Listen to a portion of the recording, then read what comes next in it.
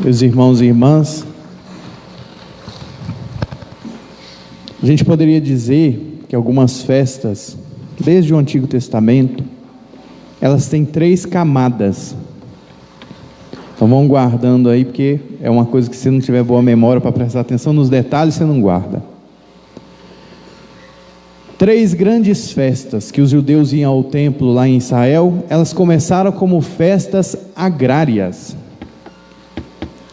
A primeira era do início do plantio. Depois, a segunda, do início da colheita. E a terceira, quando terminava a colheita. Então começou agrário. Em seguida, os judeus deram a essas festas um significado religioso, que é assim que a gente faz. A gente aproveita elementos do nosso cotidiano, do nosso dia a dia, e usa Deus como se fosse um tempero, para temperar e transformar todas as coisas. Então essas festas agrárias receberam um contexto religioso. E esse contexto religioso judaico, Jesus foi, transformou e renovou tudo com a sua vinda.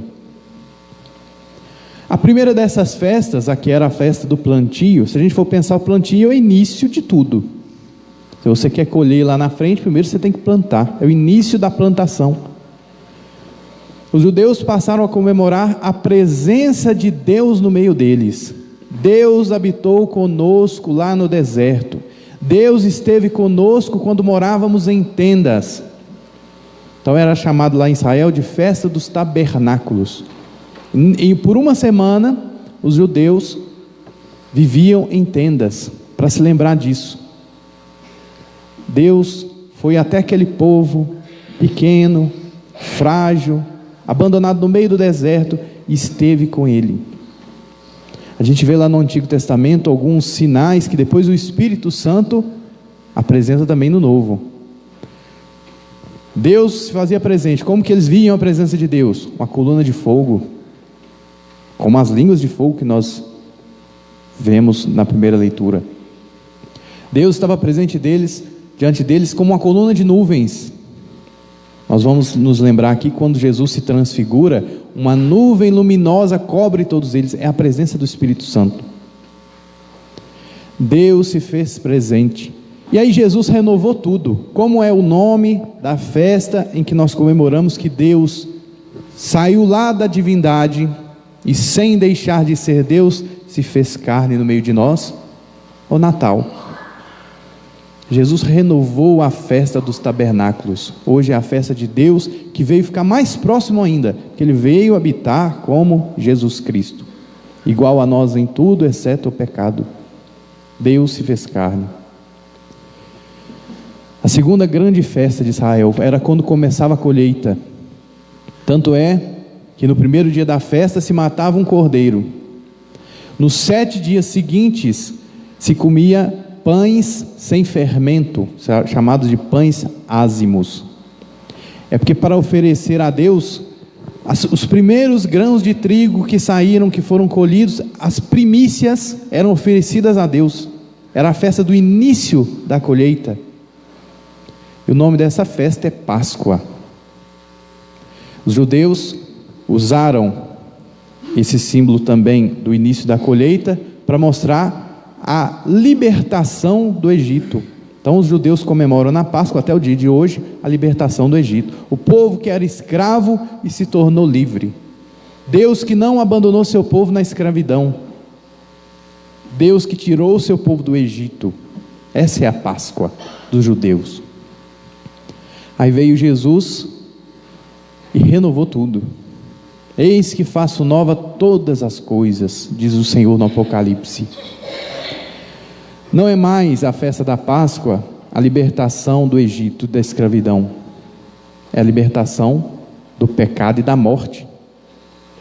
Jesus, com a sua ressurreição, mostra para nós que a morte não tem a palavra final. A morte não é mais capaz de nos escravizar. Essa é a Páscoa. E aquele símbolo lá de oferecer as primícias a Deus, o comecinho da colheita você oferecia a Deus. O comecinho da colheita do juízo final foi oferecido a Deus. O primeiro a ressuscitar é Jesus. Mas não será o único. Nós também, ao término da colheita desse mundo, iremos ressuscitar. Mas Jesus foi a primícia, consagrada a Deus. 50 dias depois, vinha o término da colheita. 50º dia, 50º em grego, Pentecostes. Aí era a grande festa de Pentecostes, e por isso os discípulos estavam reunidos juntos lá em Jerusalém, estavam esperando a festa, a grande festa de Pentecostes, o 50º dia, onde se terminava a colheita. E os judeus deram um significado religioso para essa data de Pentecostes. Para eles era o dom da lei, porque depois que eles foram libertados do Egito, eles perambularam pelo deserto, foram para o Monte Sinai, e lá Deus lhes concedeu o dom da lei. Moisés subiu lá no monte, e aí o Antigo Testamento nos descreve como fogo, lava, trovões, relâmpagos, vento forte. Foi uma verdadeira manifestação da natureza, aclamando a divindade de Deus, Deus que vai e dá a lei.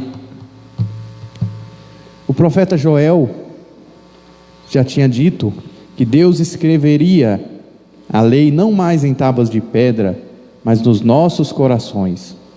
E essa profecia ficou lá no livro do profeta Joel, mas ninguém entendia exatamente o que queria dizer. Tanto é que os judeus eram tão fiéis na observância da lei, a lei das tábuas de pedra. Aí veio Jesus e renovou todas as coisas. O término da colheita, a gente poderia dizer, o término da missão de Jesus. Agora começa a missão do Espírito. O dom não mais da lei escrita em tábuas de pedra, mas o dom do próprio Espírito Santo, que os apóstolos receberam de maneira esplendorosa, assim como foi no Antigo Testamento, línguas de fogo, com vento forte. Deus mostrando que é Senhor também da natureza, é Senhor de todos os elementos. O Espírito Santo, que é Deus, vem sobre os apóstolos e transforma eles completamente. Os apóstolos que estavam fechados por medo dos judeus, saem proclamando as maravilhas de Deus em todas as línguas. Outro sinal, outra imagem que a gente tem no Antigo Testamento, lá no livro do Gênesis, é Babel. Os homens ficaram tão orgulhosos que queriam chegar a Deus. E aí Deus confundiu todas as línguas e ninguém mais se entendeu. Agora no Novo Testamento não é o homem orgulhoso que vai a Deus, pelo contrário, é Deus, o Senhor da humildade, que desce. Os homens que estavam numa confusão de língua passam a entender uma única. A gente poderia dizer a linguagem do amor. O Espírito Santo é atribuído a Ele, na Santíssima Trindade, o amor divino. E aí, meus irmãos, não pensemos nós que o Espírito Santo veio só aquele dia. Ele continua vindo de uma maneira mais silenciosa. Que se tem algo que nós temos a aprender do Espírito Divino, é o silêncio. Acho que todo mundo aqui já deve ter visto filme de exorcismo, né? Filme de exorcismo sempre é muita gritaria, o sujeito que está possuído se retorce, grita e é violento. O Espírito de Deus é totalmente o oposto do espírito maligno. O Espírito de Deus, ele não vem de maneira barulhenta, ele vem silenciosamente. Veja no Santo Evangelho, Jesus sopra sobre eles. O Espírito de Deus, ele não força como o espírito maligno, pelo contrário, ele espera que nós cooperemos. Ele só age em nós se a gente deixar. E a gente vê claramente a ação do Espírito de Deus na vida dos santos. Se você não tem costume de ler a vida dos santos, de ver filmes da vida dos santos, comece a ter esse costume. É o melhor lugar onde podemos aprender o que é a fé cristã, é lá, é na vida dos santos. E na vida dos santos a gente vê determinadas ações não são propriamente humanas, que a gente olha assim e fala, não, o ser humano não dá conta disso. Como pode, por exemplo, um São Francisco, um São Padre Pio, fazer milagres imensos, tremendos, de ressuscitar falecidos, mortos, e a pessoa, depois de fazer um milagre tremendo, não fica vaidosa, Que humildade milagrosa é essa? Vai muito além da força do ser humano. Cada um de nós, às vezes, a gente faz alguma coisinha que presta, a gente já sai se achando, já sai julgando os outros. Os santos eram tão humildes, mas tão humildes, que aquilo não é uma humildade normal, humana. É o dom do Espírito Santo, do temor, que faz com que eles sejam profundamente humildes.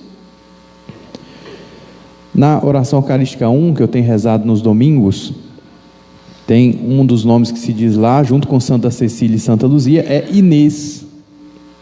E Santa Inês era tão pequenininha, era tão criancinha, que não tinha algema que servia nela. Os carrascos colocavam algema em Santa Inês, ela tirava, de tão pequenininha que ela era. E quando a gente olha uma criança com a coragem tão grande de dar a sua vida por Jesus Cristo, de diante dos maiores tormentos não recuar, a gente vê, não, isso não é normal, isso não é humano, isso é divino. É o dom do Espírito Santo da fortaleza. Nós, meus irmãos, no nosso batismo, quando a gente recebeu o Espírito Santo, a gente recebeu também os 7 dons. E aí a gente pode se perguntar, mas por que os dons do Espírito Santo fazem maravilhas tão grandes nos santos, não fazem em mim? O Espírito Santo, que é comparado no Evangelho ao vento, o vento impetuoso, imagine que cada um de nós seja um barco. Os santos estão com a vela do barco bem aberta, e quando o Espírito Santo vem, os santos respondem imediatamente. Cabe a cada um de nós elevar nossas velas do nosso barco, abandonar o pecado, ter uma vida de oração, buscar os sacramentos. Só assim que a gente vai abrir a nossa vela, para quando o Espírito Santo soprar, o nosso barco ir adiante em direção a Deus e a vida eterna.